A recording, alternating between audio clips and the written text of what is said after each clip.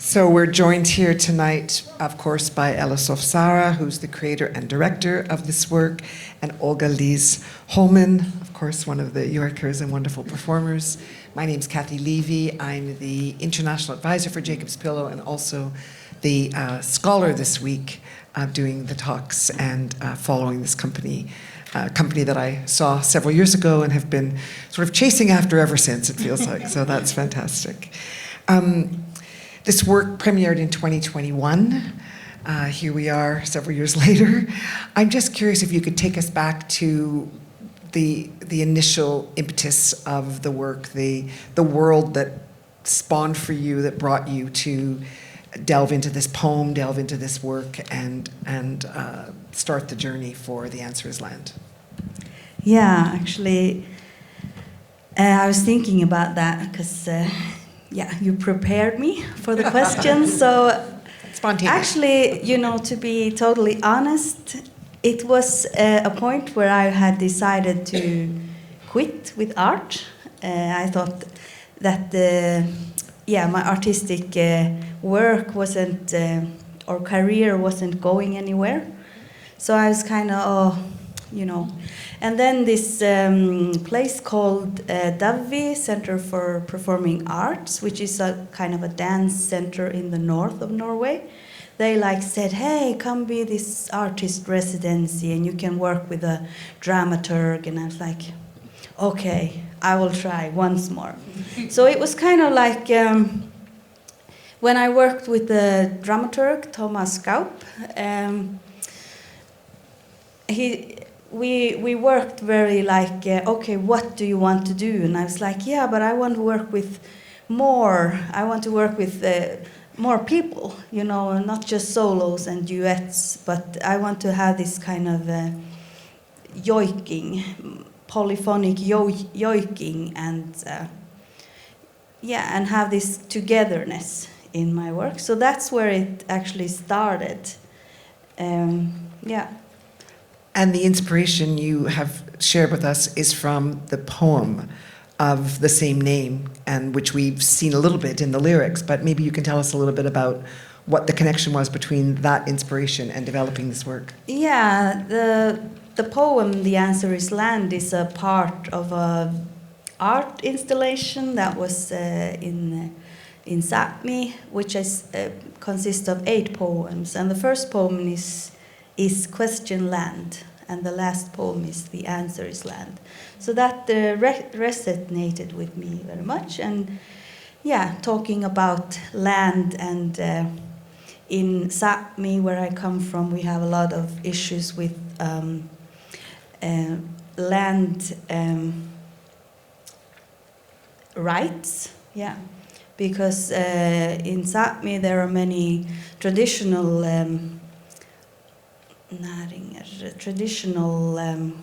ways of living, like reindeer herding or traditional fishing, and this requires use of land, which is of course in conflict with industry, for example, mining, which is, I think, recognizable for many communities. Yeah, for sure. The piece is structured in, I guess, what those of us who watch a lot of performances would say is an unconventional way, starting with us outside, bringing us in, having this duality between the experience outside and in nature and then in the venue. This is a very bold choice in some ways to kind of break down the conventions. Were you very aware of that, conscious of it? Was that very intentional for you when you were making this work? I think I had the outside part from the beginning, that I felt like we have to start on the land. But and then of course also this, the yoiks that are in this performance are both traditional yoiks of different landscapes, like mountain, river, and some newly composed. And what was I saying? I think that using the polyphonic yoik is not traditional to Sápmi. We yoik more just one person. And this kind of I like to play with this, to change the rules for the audience, that you might, in the first hand, when you see the outside part, you think, oh, it's that kind of performance. And then we like stand still for 5 minutes, and you're like, who's looking at whom, and why is it so quiet, and what kind of value has silence, or yeah. So I don't know. I like to play with this idea of what we can be as performers, as indigenous, as women, that we can change from pretty to fight mode, and different modes. So much power of the female being in this piece from beginning to end. It's really phenomenal. Yes. We need more of that. Olga-Lise, you're a singer, obviously a Yorker. I've read that you work with many different ensembles. Tell us about this experience for you, being a mover and a singer in this work, and what that journey's been like for you. No, I'm so humbled that I have the opportunity to do some moves, a little bit dance, together with singing and yoiking. It's really, I really feel blessed that I'm part of this. I think it's a really interesting combination of art. And it's new also, and for me to be in this group and team and do this performance, it's healing for me. Also to be together, this female companionship and togetherness is really, I feel it's really good, good for me. And I also, my family are, I am a Sami, a Sea Sami, but I didn't grow up with that culture, this Sami culture, because of the assimilation. So I have been taking back my indigenous roots the last years, and through this piece and this performance and working together with Elle Sofe has been really a way of finding myself, I think, because then I feel that I'm nearer to my elderly, my older family, you know. Yes, goes on. Yeah. Yes.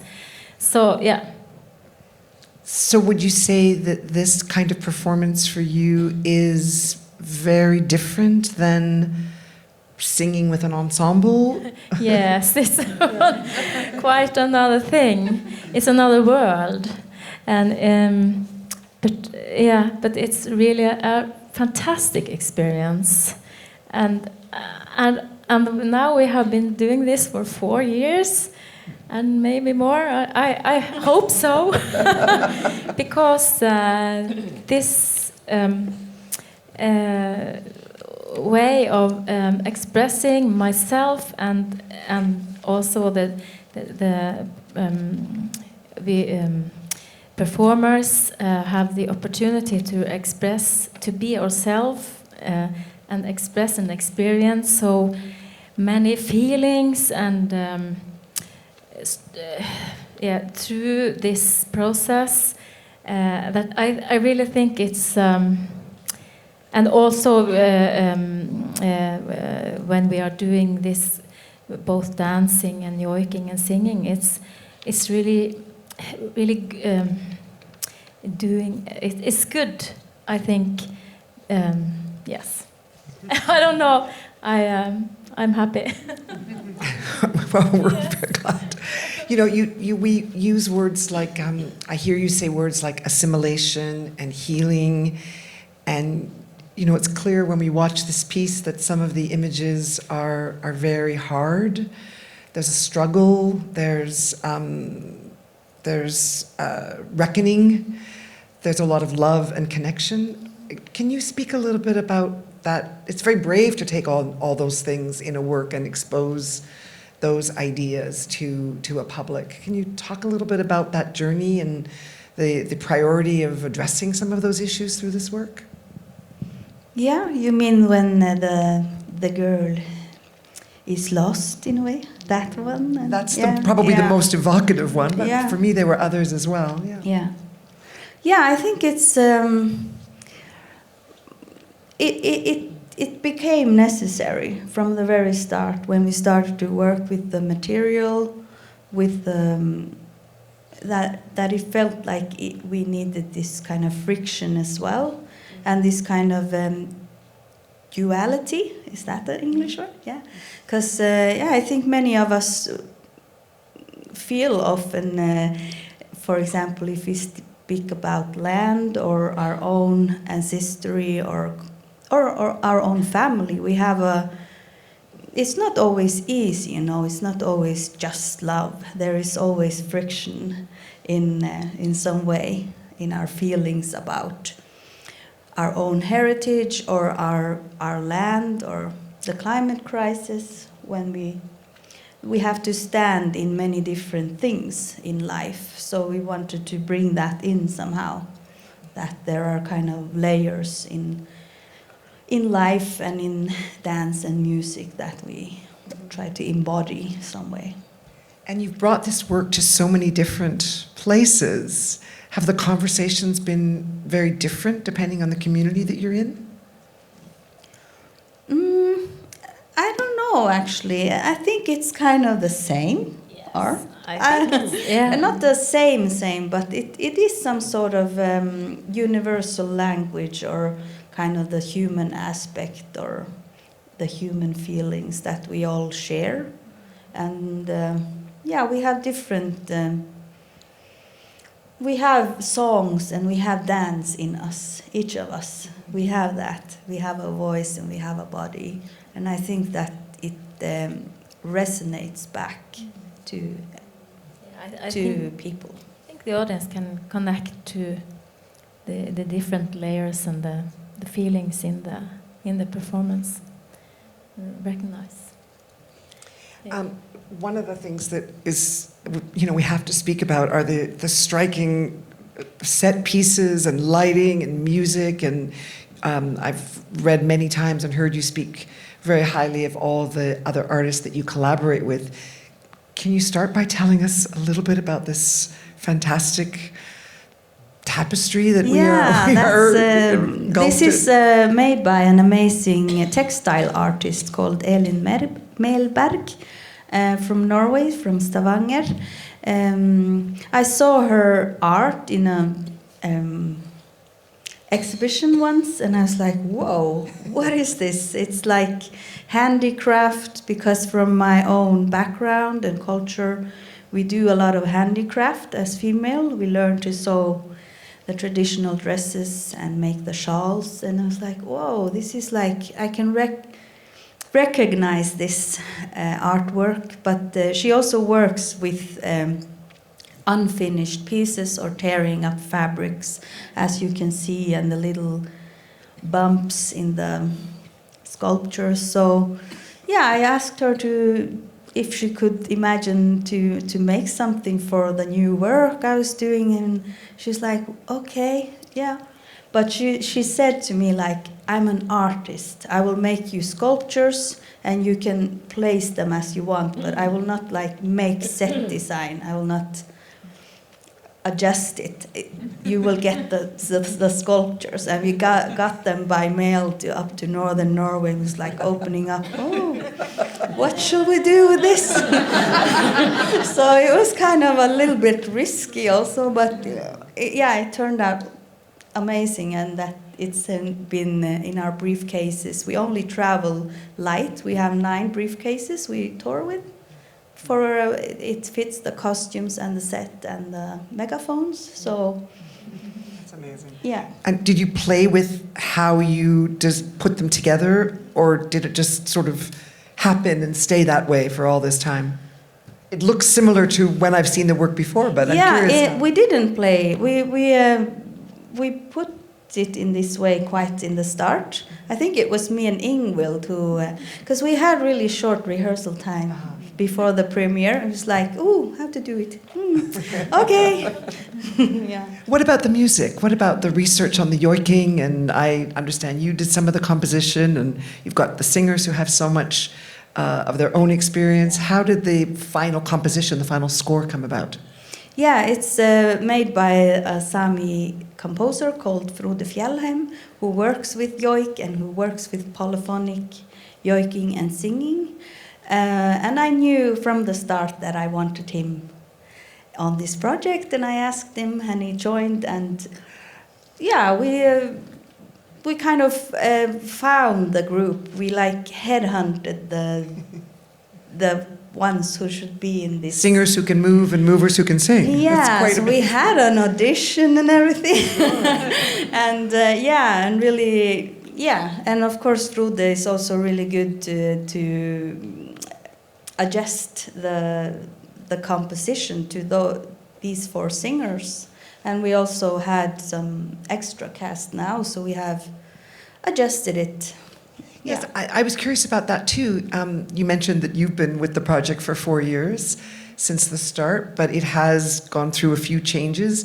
Do you go back to it every time you have another tour or another opportunity and change things, or do things evolve, or is it pretty much how it was from the beginning? We try to, or I try to develop it. But so we have developed it. We had several rounds where we have developed it. And of course, that is, if the work is going to continue, it's something that is needed, because there is so much emotion and intention and kind of embodiment rather than steps in this performance. So yeah, we have to work, but it's a little bit actually challenging with the financing, because there is no funding for a rehearsal week like that is not connected to a performance or. Well, I know because I've been following you, as I said, you're making work for other companies. I saw beautiful work that you made for Carte Blanche, based in Bergen. But you're also a film director, and about to, or have you already released your first feature film? Is that correct? Yeah. Tell us a bit about that. Yeah. What's coming up for you? Yeah, I have had this feature film project. It's a drama and / yoik musical called Arro, which is actually featuring one of the yoikers in this performance. She's not here in the US, but it's a family drama based in Sápmi, where we see a family struggling with violence against the land and the body. Yeah. So it's we are in the post-production, so we are like looking for a place to premiere, and I don't know. Yeah, it's a whole different world, so I'm just like, I follow what they say. So, yeah. I hope we'll get a chance to see it at some point on this side of the pond. Yeah, you should look it up and follow the film festivals. I can't tell you. See it. I can't tell you what an honor it is to have this company in this space in this inaugural year, your US debut, all these incredible women, and in this new Doris Duke space. It just gives me shivers from my spine every time I think about it. And I really want to thank you so much for making the journey, for being here with us this week. And it's just been a great joy. Thank you so much. Thanks for your time. Thank you very much.